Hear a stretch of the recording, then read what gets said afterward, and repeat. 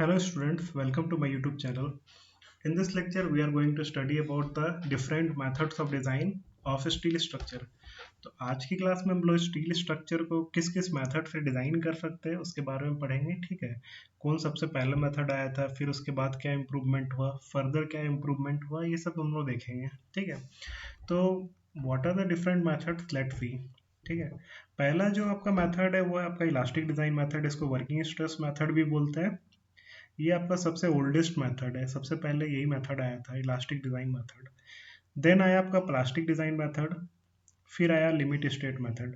तो इसको one by one हम लोग देखते हैं। ठीक है, वन बाय वन देखते हैं। लेकिन मेथड्स ऑफ डिजाइन पढ़ने से पहले आपको एक चीज पता होना चाहिए, जो आपका स्ट्रेस स्ट्रेन कर्व है, जो हम लोग सोम में पढ़े थे।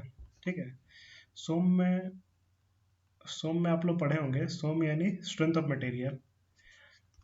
सोम बोलिए या मॉस बोलिए, दोनों एक ही चीज़ है। ठीक है, इसमें हम लोग स्ट्रेस स्ट्रेन कर्व पढ़े थे, अगर आप लोग को याद हो तो इसमें होता क्या था कि मान लीजिए आपका स्ट्रेस स्ट्रेन कर्व हम लोग माइल्ड स्टील का बनाए थे। तो ये मान लीजिए आपका स्टील है। ठीक है, इसमें किया क्या गया, स्टील को दोनों तरफ से खींचा गया। ठीक है, दोनों तरफ से टेंसाइल फोर्स लगाया गया। टेंसाइल फोर्स लगाने के बाद जो है ये कैसे कैसे फेल करता है उसका हम लोग ग्राफ बनाए थे, स्ट्रेस और स्ट्रेन का। चलिए इस ग्राफ को भी हम लोग देख लेते हैं। ये आपका विजिबल है अच्छे से, या फिर कलर चेंज कर दें, या फिर इसको रहने देते हैं। तो ग्राफ हम लोग बना रहे हैं, ये आपका लाइन हो गया, एक ये लाइन हो गया। ठीक है, ये लाइन हो गया, ये ग्राफ है। इस पॉइंट का नाम ओ दे देते हैं। तो सबसे पहले ये इस साइड स्ट्रेन स्ट्रेस रहेगा, स्ट्रेस को सिग्मा से डिनोट करते हैं। ये आपका हो गया स्ट्रेस। ठीक है, स्ट्रेस। और स्ट्रेन को एप्सिलॉन से डिनोट करते हैं, ये हो गया स्ट्रेन। ठीक है, ये हो गया स्ट्रेन। हम लोग उतना डिटेल में नहीं जाएंगे, हम लोग बस देख लेते हैं कि कैसे, जहाँ तक मतलब कि जहाँ से हम लोग का काम चल जाएगा वहाँ तक देख लेंगे। ठीक है, तो सबसे पहले जो ग्राफ बना था वो आपका ऐसा कुछ था। कलर चेंज कर देते हैं ताकि और ज़्यादा बेटर व्यू आए। तो सबसे पहले क्या, ये एकदम स्ट्रेट लाइन रहा, फिर फर्दर थोड़ा सा ऐसे हुआ, फिर फर्दर गया, फिर ऐसे जाके फेल कर गया, यहाँ फेल हो गया। तो ये इस टाइप का कुछ ग्राफ बना था। ठीक है, इसमें कुछ कुछ पॉइंट है।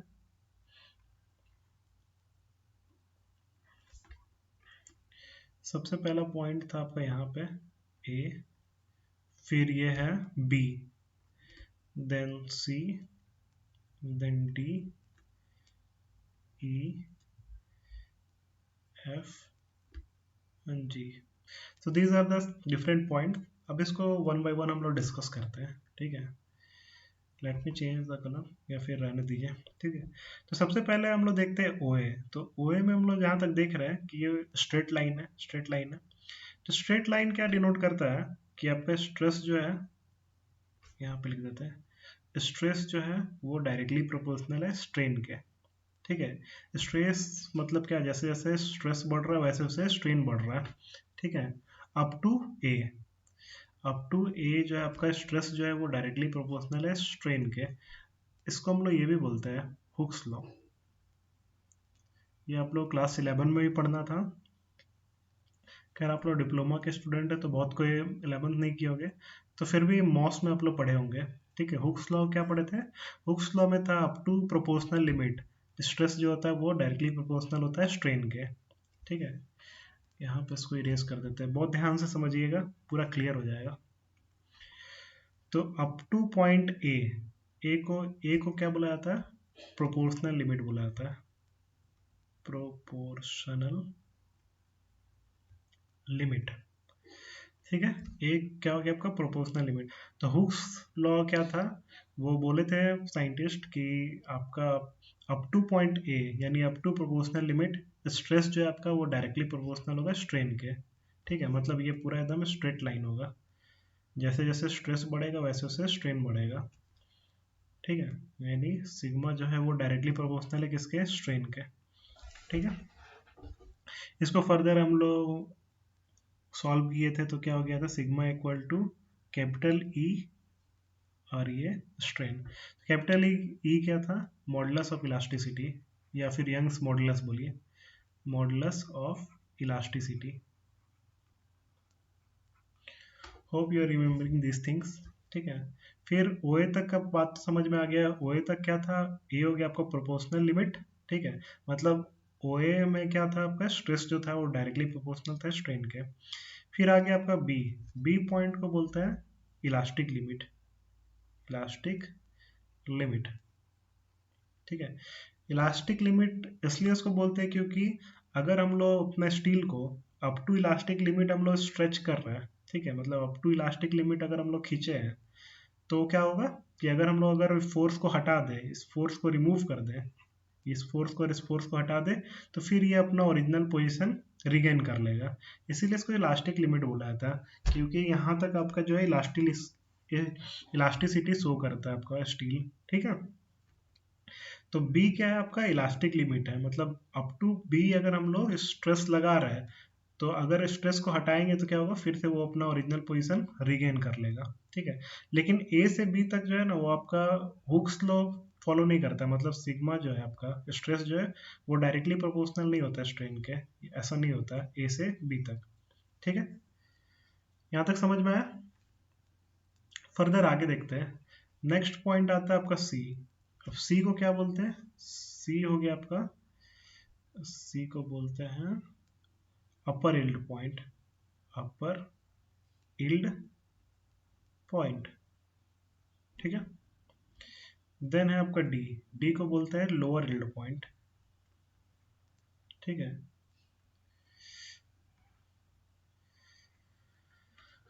तो ये अपर इल्ड पॉइंट और लोअर इल्ड पॉइंट क्या होता है, मतलब कि जब तक सी जो है ना, सी के बाद जो है आपके स्टील में इल्डिंग होना स्टार्ट हो जाता है, मतलब प्लास्टिक डिफॉर्मेशन होना स्टार्ट हो जाता है, कि फर्दर अगर हम लोग खींच दिए बी के बाद, तो वो दोबारा अपना शेप जो है वो रिगेन नहीं कर पाएगा।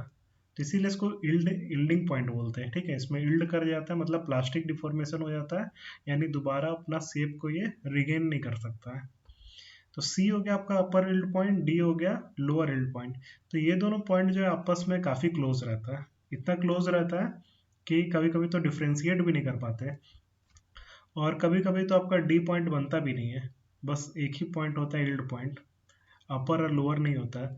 ऐसा तब होता है जब हम लोग स्लो लोडिंग करते हैं, मतलब कि धीरे धीरे फोर्स लगाएंगे तो आपका इल्डिंग पॉइंट दो मिलेगा नहीं, अपर और लोअर ऐसे करके डिफ्रेंशिएट नहीं होता है, एक ही इल्ड पॉइंट मिलता है। फिर ये जो जोन है आपका डी से ई, इसको बोलते हैं इल्ड प्लेटियो, YIELD, इल्ड प्लेटियो। ठीक है, ये फिर उसके बाद ये जो जोन है इसको बोलते हैं, इसके बाद जो है स्टील थोड़ा सा और ताकत लगाता है, अगर हम लोग और टेंसाइल फोर्स लगाए तो थोड़ा सा और, मतलब कि फेल होने से पहले थोड़ा सा और ताकत लगाता है, इसको बोलते हैं strain hardening zone, STRAIN, strain hardening zone. ऐसा ये सब हम लोग इसलिए पढ़ रहे हैं मॉस में, क्योंकि जो हम लोग को मैथड्स पढ़ना है उसमें ये काफ़ी ज़रूरी है। फिर एफ जो है वो है आपका अल्टीमेट स्ट्रेस, एफ को क्या बोलते हैं, अल्टीमेट स्ट्रेस। ठीक है, अल्टीमेट स्ट्रेस। फिर उसके बाद जी पॉइंट जो है आपका, जी पॉइंट में जाके फेल कर जाता है ये। ठीक है, तो ये हो गया फ्रैक्चर पॉइंट, फ्रैक्चर पॉइंट। ठीक है, hope you are able to see, छोटा छोटा बनाया क्योंकि जगह थोड़ा कम था।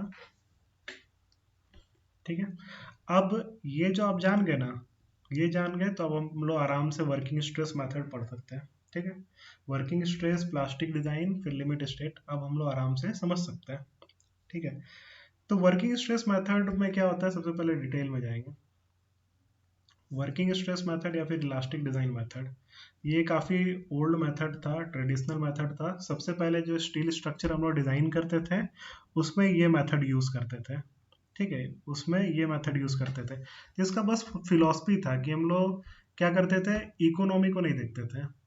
ठीक है, इकोनॉमी को नहीं देखते थे, मतलब कि पैसा नहीं देखते थे, हम लोग स्ट्रेंथ ही इतना बढ़ा देते थे मटेरियल का, ठीक है, कि वो कितना भी लोड आ जाए फेल नहीं करे। ठीक है, मतलब वर्किंग स्ट्रेस मेथड में क्या करते थे हम लोग, मटेरियल का स्ट्रेंथ इतना ज़्यादा बढ़ा देते थे चाहे मटेरियल मोटा हो जाए, कुछ भी हो जाए, हम लोग को टेंशन नहीं था। स्ट्रेंथ इतना बढ़ा देते थे कि कितना भी लोड आ जाए वो आराम से झेल लें। ठीक है, ये आपका मेन फिलॉसफी था वर्किंग स्ट्रेस मेथड का। तो इसका स्ट्रेंथ कैसे बढ़ाते थे?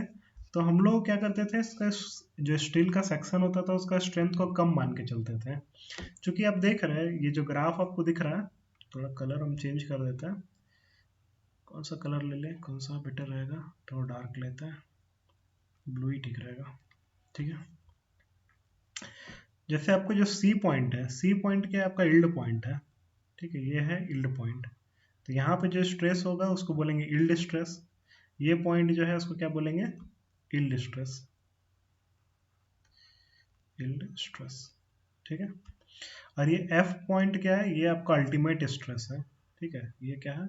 Ultimate stress.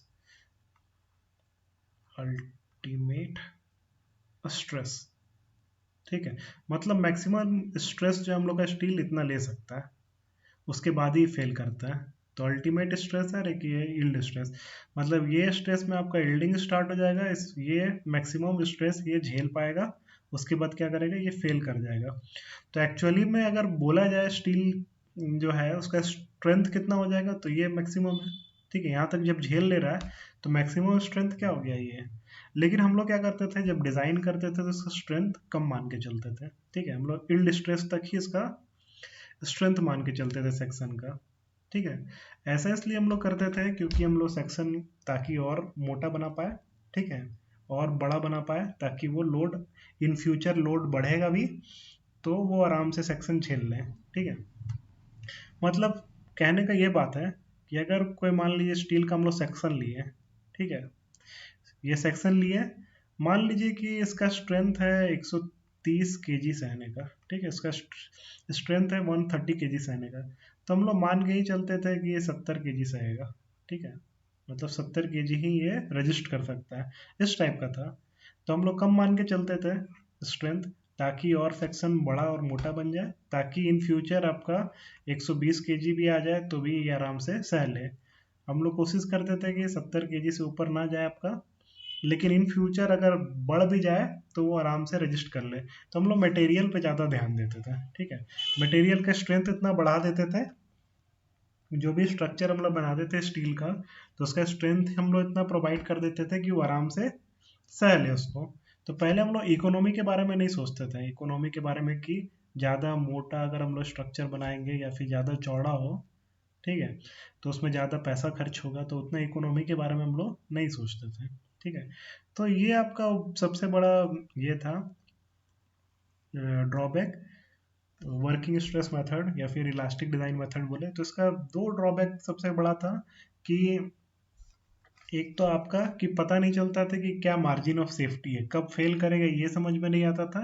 दूसरा, इकोनॉमी का तो कोई ख्याल नहीं था इसमें, इतना हम लोग अब जैसे अब वॉल जो बनता है आप देखे होंगे, अभी जो स्ट्रक्चर बनता है तो वो फ्रेम्ड स्ट्रक्चर होता है। ठीक है, और हम लोग वॉल जो है बहुत पतला पतला देते हैं। पहले के टाइम में वॉल ही बहुत मोटा कर देते थे हम लोग। ठीक है, ताकि लोड जितना भी हो सके वो आराम से बियर कर ले। तो पहले इकोनॉमी के बारे में उतना हम लोग सोचते नहीं थे। ठीक है, हम लोग नहीं, हम लोग के पूर्वज सब। तो ये आपका दो वो ड्रॉबैक था आपका। और भी ड्रॉबैक्स है लेकिन उतना डिटेल में हम लोग नहीं जाएंगे, हम लोग को उतना पढ़ना नहीं है। हम लोग को मेन फोकस करना है आपका लिमिट स्टेट मेथड में। ठीक है, क्योंकि यही मेथड अब यूज़ होता है तो हम लोग इसी में फोकस करेंगे। ठीक है, तो वर्किंग स्ट्रेस मेथड में क्या था, हम लोग स्ट्रेंथ कम मान के चलते थे। फर्दर इसमें हम लोग फैक्टर ऑफ सेफ्टी भी लगा देते हैं। फैक्टर ऑफ सेफ्टी क्या होता है कि स्ट्रेंथ इतना ही नहीं मान रहे, और भी इससे कम कर देंगे डिवाइड करके इसका। ठीक है, तो फैक्टर ऑफ सेफ्टी लगाते थे, और एक हम लोग परमिसिबल स्ट्रेस निकालते थे। और कोई भी अपना जो स्टील का सेक्शन है डिज़ाइन करते थे उस परमिसिबल स्ट्रेस के हिसाब से। तो परमिसिबल स्ट्रेस क्या होता था, जो आपका यील्ड स्ट्रेस हो गया, यील्ड स्ट्रेस हो गया, यील्ड स्ट्रेस को सिग्मा एस से डिनोट करते हैं upon factor of safety. Further उसको उसमें फैक्टर ऑफ सेफ्टी हम लोग लगा देते थे, तो जो हम लोग को स्ट्रेस मिलता था उसको बोलते थे परमिसिबल स्ट्रेस। ठीक है, अब देखिए यहाँ पे आपका यील्ड स्ट्रेस है, ये आपका अल्टीमेट स्ट्रेस। ठीक है, कोई और कलर ले लें, ग्रीन ले लेते हैं। ठीक है। अब फर्दर हम लोग इसमें भी फैक्टर ऑफ सेफ्टी लगा दिए डिवाइड करके, तो इसका स्ट्रेंथ और कम हम लोग मान लीजिए ये है आपका। तो ये जो आपका स्ट्रेंथ है ये हो गया आपका ये जो स्ट्रेस हो गया वो हो गया आपका परमिसिबल स्ट्रेस, परमिसिबल स्ट्रेस। ठीक है। तो जो कि इसका स्ट्रेंथ काफ़ी ज़्यादा है ये आपका है, लेकिन हम लोग मान के क्या चलते थे, ये मान के चलते थे, तो हम लोग का सेक्शन क्या होता था, ज़्यादा मोटा हो जाता था जब डिज़ाइन करते थे। हम लोग मान के चलते थे स्ट्रेंथ काफ़ी कम है, तो हम लोग का सेक्शन काफ़ी मोटा हो जाता था, जिसके कारण क्या होता था, ये वो इकोनॉमिक नहीं रहता था। ठीक है। ऐसा नहीं कि पूरा वर्किंग स्ट्रेस मेथड अभी ऑब्सोल्यूट हो गया है, जहाँ जहाँ आपका लिमिट स्टेट हम लोग नहीं लगा सकते वहाँ पे वर्किंग स्ट्रेस आज के टाइम में भी यूज़ होता है। अब हम लोग अगर हम लोग चाहे इकोनॉमी नहीं चाह रहे, अगर हम लोग पास बहुत पैसा है तो हम लोग वर्किंग स्ट्रेस मेथड यूज़ कर लेंगे। इकोनॉमी अगर हम लोग देख रहे हैं तब लिमिट स्टेट मेथड यूज़ करेंगे, नहीं तो वर्किंग स्ट्रेस भी अभी बहुत जगह यूज़ होता है, पूरा एब्सोल्यूट नहीं हो गया। ठीक है। तो ये इसमें परमिसिबल स्ट्रेस ऐसा स्ट्रेस हो गया जिसको हम लोग बोलेंगे अलाउएबल स्ट्रेस भी बोल सकते हैं परमिसिबल स्ट्रेस को, कि मतलब इतना ही स्ट्रेस हम लोग अलाउ करते थे, इससे ऊपर अलाउ नहीं करते थे। तो ये परमिसिबल स्ट्रेस कैसे निकालते थे, yield stress upon factor of safety. ठीक है। यील्ड स्ट्रेस हो गया अपॉन फैक्टर ऑफ सेफ्टी। और हम लोग ऐसे स्ट्रक्चरल स्टील कंपोनेंट को डिज़ाइन करते थे कि जो स्ट्रेसेस उसमें डेवलप होगा वो परमिसिबल स्ट्रेस को एक्सीड नहीं करे। जो हम लोग परमिसिबल स्ट्रेस निकाले उससे ज़्यादा स्ट्रेस डेवलप ना हो उस सेक्शन में, ये हम लोग ध्यान रखते थे। फिर अकॉर्डिंगली परमिसिबल स्ट्रेस जो हम लोग स्पेसिफाई किए थे, हम डायरेक्ट में भी, फिर बेंडिंग में भी, फिर शियरिंग स्ट्रेसेस। ठीक है। अब ये डायरेक्ट बेंडिंग और शियरिंग स्ट्रेस क्या है, ये सब आप लोग मॉस में पढ़े होंगे। डायरेक्ट में कंप्रेसिव स्ट्रेस भी आता है, डायरेक्ट टेंसाइल स्ट्रेस भी आता है। फिर भी हम लोग थोड़ा सा रिकैप कर लेते हैं अगर आपको ध्यान नहीं हो तो। जैसे देख लीजिए, ये आपका कोई सेक्शन है, इसमें कुछ एक्सिस होगा बीचों बीच जो जा रहा है। अगर इस एक्सिस के अलोंग अगर फोर्स लग रहा है, ठीक है, मान लीजिए टेंसाइल फोर्स लगा रहे हैं, तो इस एक्सिस के अलोंग जो हम लोग फोर्स लगा रहे हैं उसको बोलते हैं डायरेक्ट टेंसाइल फोर्स। ठीक है। अगर फिर यही एक्सिस है, इसके अलोंग अगर हम लोग कंप्रेसिव फोर्स लगा रहे थे इसको क्या बोलेंगे, डायरेक्ट कंप्रेसिव फोर्स। तब इसको क्या बोलेंगे, डायरेक्ट कंप्रेसिव फोर्स। तो ये जो होता है आपका अलोंग द लेंथ रहता है, या अलोंग द एक्सिस बोलिए। ठीक है, ये लेंथ हो गया आपका, तो अलोंग द लेंथ आपका ये फोर्स लगता है। फिर डायरेक्ट शियर भी होता है। डायरेक्ट शियर क्या हो गया, मान लीजिए एक साइड से ये आपका फिक्स है। ठीक है। अगर फोर्स हम लोग यहाँ से लगा रहे हैं तो क्या होगा, इसमें हल्का सा मूवमेंट होगा इस टाइप का। मान लीजिए थीटा एंगल से मूव कर रही है, और ये आपका डिस्टेंस है डेल एक्स, ये लेंथ है एल। तो हम लोग स्ट्रेन स्ट्रेस पढ़े थे। तो शियर स्ट्रेस कब डेवलप होता है, मतलब अलोंग द सरफेस अगर लगे फोर्स तो उस केस में shear stress, direct shear stress आपका क्या होगा, आएगा। ठीक है। शियर स्ट्रेस क्या होता है, जो अलोंग द सरफेस आपका लगे। ठीक है, अलोंग द सरफेस अगर यहाँ पे फोर्स लगा रहे हैं तो अलोंग द सरफेस लगा, तो ये भी आपका पैरेलल फोर्स हो गया, पैरेलल हो गया एक्सिस के। ठीक है, अलोंग द एक्सिस, या फिर पैरेलल टू द एक्सिस, या पैरेलल टू द लेंथ बोलेंगे। फिर बेंडिंग स्ट्रेस क्या होता है, बेंडिंग स्ट्रेस तब होता है जब हम लोग परपेंडिकुलर इसमें लोड लगाते हैं। ठीक है, परपेंडिकुलर अगर हम लोड लगाएंगे तब बेंडिंग स्ट्रेस आएगा। जैसे ये भी हम लोग देख लेते हैं। जैसे मान लीजिए ये आपका सेक्शन है, ठीक है, ये सेक्शन है। अगर इसमें हम लोग ये दोनों तरफ से सपोर्ट हो गया, अगर इसमें हम लोग लोड लगाएं, ठीक है, अब ये लोड जो है ये एक्सिस के क्या है, परपेंडिकुलर है। ठीक है, तो क्या होगा, हम लोग का एक्सिस कुछ इस टाइप से डेविएट हो जाएगा या डिफ्लेक्ट हो जाएगा। ठीक है, इस टाइप से ये डिफ्लेक्ट हुआ, ये आपका एक्सिस हो गया। ठीक है, तो इस केस में क्या हो रहा है कि ऊपर जो है, ऊपर पोर्शन में क्या आ रहा है, कंप्रेसिव स्ट्रेस आ रहा है, और नीचे का पोर्शन में क्या आ रहा है, टेंसाइल स्ट्रेस। ठीक है, टेंसाइल स्ट्रेस। तो अब बेंडिंग स्ट्रेस क्या होता है, जब ये मटेरियल बेंड हो रहा है, ठीक है, तो बेंड हो रहा है तो इसके अंदर का जो पार्टिकल्स जो इंड्यूस होता है, अंदर का जो अंदर एक फोर्स क्या होता है, इंड्यूस होता है। ठीक है, जिसको हम लोग रिस्टोरिंग फोर्स भी बोलते हैं। तो वो क्या करता है, ये बेंड होने नहीं देता है। तो वो जो फोर्स हो गया आपका, जो बेंड बेंड होने नहीं दे रहा है, तो वो फोर्स पर यूनिट एरिया को हम लोग बोलते हैं बेंडिंग स्ट्रेस। ठीक है, जो फोर्स इसके अंदर रिस्टोरिंग फोर्स जो डेवलप हुआ, जो restoring force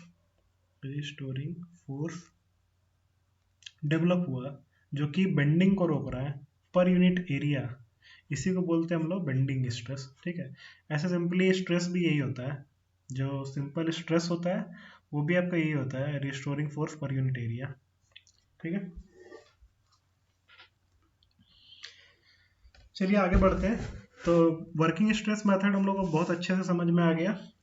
working stress method में क्या था, हम लोग स्ट्रेंथ कम मान के चलते थे, फर्दर डिजाइन करते थे। ड्रॉबैक क्या था कि इससे हम लोग का सेक्शन काफी मोटा हो जाता था, जिसके कारण वो अनइकोनॉमिकल हो जाता था, मतलब पैसा उसमें ज्यादा खर्च होता था। प्लस इसमें एग्जैक्ट मार्जिन ऑफ सेफ्टी हम लोग को पता नहीं था कब फेल करेगा। ठीक है, फेल करेगा तो उस समय क्या केस बनेगा, ये सब भी हम लोग को आइडिया नहीं था। उसके बाद अब इकोनॉमिक इसमें मन मतलब कि मिल नहीं पा रहा था हम लोग स्ट्रक्चर, तो फर्दर जो है आपका प्लास्टिक डिजाइन मेथड आया।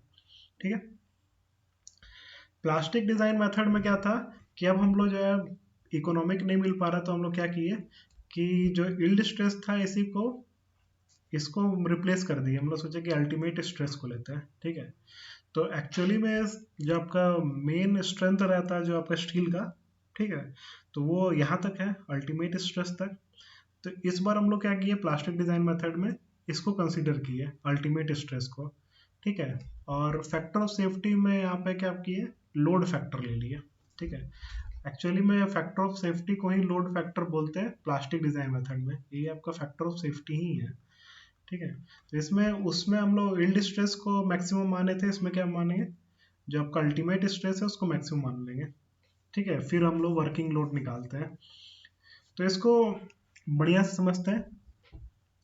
Plastic design method has been developed to take into account the behavior of structural member stressed beyond the yield point। मतलब yield point से ज़्यादा जो स्ट्रेस आ रहा है वो भी हम लोग कंसिडर करेंगे। मतलब कि मैक्सिमम स्ट्रेस क्या है, अल्टीमेट स्ट्रेस है मैक्सिमम स्ट्रेस, अल्टीमेट स्ट्रेस जो है वो आपका मैक्सिमम स्ट्रेस था। उसके बाद इससे ज़्यादा स्ट्रेस बढ़ाएंगे तो क्या होगा, स्टील फेल कर जाएगा। ठीक है, तो इसको हम लोग कंसीडर करते थे आपका प्लास्टिक डिजाइन मेथड में। Determine the load at the stage of collapse. तो हम लोग क्या करते थे, जैसे सबसे पहले स्ट्रक्चरल मेंबर को चेक ही कर लेते थे कि कितना वो लोड जो है वो ले पाता है। मान लीजिए एक स्ट्रक्चर को हम चेक किए तो 130 kg वो लोड ले पाता है। ठीक है, मान लीजिए कि 130 kg लोड ले पाता है। तो ये जो लोड लिया, ठीक है, ये लोड हो गया आपका अल्टीमेट लोड। अल्टीमेट लोड हो गया आपका एक 130 kg, इससे ज़्यादा ले नहीं सकता है। ठीक है, फर्दर हम लोग क्या किए कि अब ये 130 kg लोड मैक्सिमम ले सकता है, इसको हम लोग डिवाइड कर दिए लोड फैक्टर से। कुछ मान लिए लोड फैक्टर, मान लिए 2 आपका लोड फैक्टर है।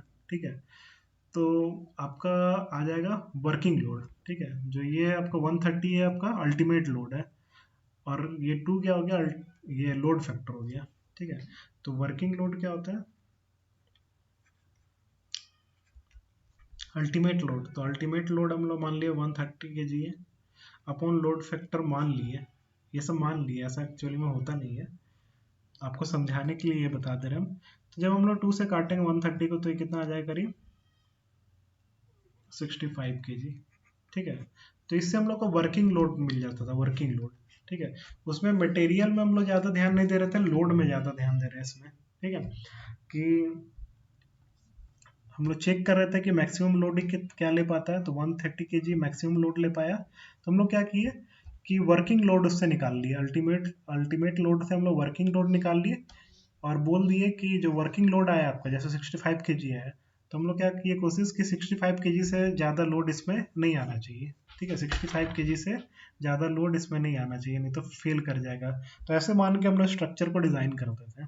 ठीक है, तो इसमें हम लोग मटेरियल पे उतना ध्यान नहीं दे रहे थे, हम लोग लोड पे ध्यान दे रहे थे कि जो आपका वर्किंग लोड है उससे ज़्यादा लोड इसके अंदर नहीं आना चाहिए। ठीक है, तो ये डिफरेंस था आपका वर्किंग स्ट्रेस मेथड में और प्लास्टिक डिजाइन मेथड में। उसमें हम लोग स्ट्रेंथ बढ़ा दे रहे थे, वर्किंग स्ट्रेस मेथड में इतना ज़्यादा बढ़ा दे रहे थे, लोड को कंसीडर नहीं कर रहे थे हम लोग कि लोड कोई भी आ जाए वो स्ट्रक्चर सहल है, इतना स्ट्रेंथ बढ़ा दिए थे वर्किंग स्ट्रेस मेथड में। लेकिन प्लास्टिक डिजाइन मेथड में क्या करते हैं हम लोग एक्चुअल स्ट्रेंथ पे बात करते हैं। तो देखें कि सबसे एक्चुअल स्ट्रेंथ, जैसे ये एग्जांपल लिए थे हम लोग कि मैक्सिमम अगर एक्चुअल स्ट्रेंथ 130 केजी ले सकता है, तो ये आपका हो गया ultimate load 130 KG ultimate load हो गया। इससे ज़्यादा लोड ही नहीं ले पाएगा, इससे ज़्यादा लोड देंगे तो क्या होगा, ये फेल कर जाएगा। ठीक है, तो फर्दर इसको हम लोग एक फैक्टर ऑफ सेफ्टी से डिवाइड कर देते थे और मान के चलते थे जो आपका लोड आया डिवाइड करने पे उसको क्या बोलते थे, वर्किंग लोड। तो वर्किंग लोड जो हो गया, उससे ज़्यादा लोड लगना नहीं चाहिए मेंबर पे, नहीं तो फेल कर जाएगा, और ये सोच के हम लोग डिज़ाइन कर देते हैं। तो इसमें प्रॉब्लम क्या होने लगा, इसमें क्या होने लगा, सेक्शन जो है हम लोग को बहुत पतला पतला मिलने लगा। तो पतला से क्या होता था, ये फेल तो नहीं करता था, लेकिन क्या होता था, डिफ्लेक्शन इसमें बहुत ज़्यादा ज़्यादा हो जाता था। अब डिफ्लेक्शन कहीं ज़्यादा हो जाएगा तो ऑब्वियसली ये स्ट्रक्चर जो है आपका सर्विसेबल नहीं होगा, मतलब उसमें रहना मुश्किल हो जाएगा। अब मान लीजिए आप अपना घर में बीम वगैरह जो लगाया है उसमें डिफ्लेक्शन आ जाए, पूरा ऐसे डिफ्लेक्ट कर जाए, तो उसमें रहना सेफ नहीं है ऑब्वियसली। तो इसीलिए इस मेथड को भी हटा दिया गया। फॉर फर्दर जो है आपका आया लिमिट स्टेट डिजाइन मेथड। चलिए अब हम लोग लिमिट स्टेट डिजाइन मेथड के बारे में देखते हैं। ठीक है, तो लिमिट स्टेट डिजाइन मेथड में क्या था, ये आपका अभी लेटेस्ट मेथड है for the design of steel structures. ठीक है, सबसे ज़्यादा यही यूज़ होता है मेथड। ठीक है, इसका बहुत सारा खासियत है कि ये काफ़ी इकोनॉमिकल सेक्शन बनाता है, इकोनॉमिकल। अब जैसे कि बहुत मोटा सेक्शन बन जा रहा था वर्किंग स्ट्रेस मेथड में, फिर प्लास्टिक डिज़ाइन में बहुत पतला बन जा रहा था, लेकिन इसमें क्या होता है, इकोनॉमिकल रहता है। इसमें वो हर एक पॉसिबल कंडीशन को हम लोग चेक करते हैं जिसके कारण स्ट्रक्चर जो है आपका अनफिट हो जाता है फॉर द यूज़। ठीक है, हर एक जो पॉसिबल कंडीशन है जिसके कारण आपका स्ट्रक्चर अनफिट हो जाता है फॉर यूज़, वो सबको हम लोग चेक करते हैं। ठीक है, इसका मेन फिलॉसफी है कि जो स्ट्रक्चर है वो सेफ बने और इकोनॉमिकल बने। ठीक है, मेन फिलॉसफी है इसका कि स्ट्रक्चर आपका सेफ बन जाए और इकोनॉमिकल भी बने। तो इसमें क्या करते हैं हम लोग, मटेरियल का स्ट्रेंथ भी देखते हैं कि जो मटेरियल हम लोग यूज़ कर रहे हैं, अब यहाँ पे स्टील का बात हो रहा है तो स्टील ही यूज़ कर रहे हैं, तो उसका स्ट्रेंथ भी हम लोग चेक करेंगे, एक्चुअल स्ट्रेंथ लेंगे। ठीक है, एक्चुअल कैसे आपका मटेरियल बिहेव करता है, ये सब हम लोग ध्यान में रखते हैं। ठीक है, और स्ट्रक्चर कैसे परफॉर्म कर रहा है, मतलब उसका सर्विसिबिलिटी भी हम लोग देखते हैं। ठीक है, कि ऐसा ना हो कि हम लोग स्ट्रेंथ ले लिए वो टूट नहीं रहा, जैसे कि प्लास्टिक डिजाइन मेथड में क्या हुआ था कि स्ट्रक्चर जो है आपका डिफ्लेक्ट कर जा रहा था। ठीक है, तो वो सर्विसेबल नहीं रहा था, कि मतलब कि वो फेल नहीं कर रहा है लेकिन सर्विसेबल भी नहीं है, मतलब उसमें रहने लायक नहीं रहा वो। ठीक है, तो दोनों चीज़ हम लोग चेक करते थे। जो सर्विसिबिलिटी था, जो स्ट्रक्चर हम लोग बनाए थे उसका परफॉर्मेंस भी चेक करते थे टेस्ट के थ्रू, या फिर लॉन्ग टर्म ऑब्जर्वेशन कि 10 साल 20 साल बाद क्या स्ट्रक्चर में चेंजेस आया, ये सब भी हम लोग ऑब्जर्व किए। फर्दर आपका लिमिट स्टेट डिजाइन मेथड आया, ये आपका इम्प्रूवमेंट था आपका वर्किंग स्ट्रेस मेथड और प्लास्टिक डिजाइन मेथड में। इसमें हम लोग स्ट्रेंथ भी चेक करते थे और सर्विसिबिलिटी भी चेक करते थे। ठीक है, तो स्ट्रेंथ में हम लोग क्या चेक करते थे कि कितना भी लोड आ जाए आपका, ठीक है, जिस लोड के लिए वो डिज़ाइन हुआ है तो उस लोड में भी फेल नहीं करना चाहिए up to its entire life. ठीक है, जितना जितना मतलब कि जितना साल के लिए वो स्ट्रक्चर को डिज़ाइन किया गया, मान लीजिए 100 साल के लिए अगर वो स्ट्रक्चर को डिज़ाइन किया गया, तो 100 साल तक वो उसमें फेल्योर का कोई चांसेस नहीं होना चाहिए, मतलब मटेरियल आपका फेल नहीं करना चाहिए, और 100 साल तक वो सर्विसेबल भी रहना चाहिए, मतलब उसमें अनवांटेड बेंडिंग नहीं होना चाहिए। ठीक है, जो बेंडिंग हो जा रहा था प्लास्टिक डिज़ाइन में, ना बेंडिंग होना चाहिए। अगर वाइब्रेशन लोड आता है, तो अगर हम लोग डिज़ाइन किए वाइब्रेटरी लोड के कारण, मतलब कि कोई मशीन वगैरह के लिए अगर हम लोग बनाए हैं स्ट्रक्चर, तो वाइब्रेशन, चूंकि मशीन में वाइब्रेशन होता है, तो उसके कारण आपका स्ट्रक्चर में कोई डैमेज वगैरह नहीं होना चाहिए। ये सब हम लोग को ध्यान में रख के बनाते हैं। ठीक है, तो इसमें आपका दोनों चीज चेक किया जाता है, स्ट्रेंथ भी और सर्विसिबिलिटी भी। ठीक है, तो यहाँ पे दिया हुआ भी है, this method aims to achieve not only strength but also stability and serviceability. ठीक है, तो besides having the desired strength, structure should not overturn or sway objectionably। मतलब ऐसा ना हो कि हवा वगैरह आ गया या फिर कुछ हुआ तो वो sway कर गया, मतलब टेढ़ा हो गया, ओवरटर्न कर गया, गिर गया, तो वो स्टेबल रहना चाहिए। तो इसमें हर कुछ हम लोग देखते हैं। ठीक है, फिर आपका डिफ्लेक्शन एक्सेस ना हो जाए, डिफ्लेक्शन फिर वाइब्रेशंस के कारण कुछ प्रॉब्लम ना हो, या फिर फैटिक के कारण, तो वो आपका उसके कारण आपका स्ट्रक्चर अनफिट नहीं हो, ये सब भी हम लोग देखते हैं। तो ये सब जो टर्म आता है वो आपका आता है सर्विसिबिलिटी में। ये डिफ्लेक्शन, वाइब्रेशन, फैटिक, ये सब आप लोग मॉस में पढ़े होंगे, ठीक है। तो ये जो आपका मेथड था लिमिट स्टेट मेथड, ये आपका बेटर था आपका इलास्टिक मेथड से भी और वर्किंग स्ट्रेस मेथड से भी, ठीक है। इसमें जो हम लोग सेफ्टी फैक्टर यूज करते थे उसको बोलते थे पार्शियल सेफ्टी फैक्टर। इसमें जो सेफ्टी फैक्टर, इसको नेक्स्ट चैप्टर में हम लोग और डिटेल में पढ़ेंगे। इसके बाद वाला जो क्लास है उसमें बहुत डिटेल में हम लोग पढ़ेंगे।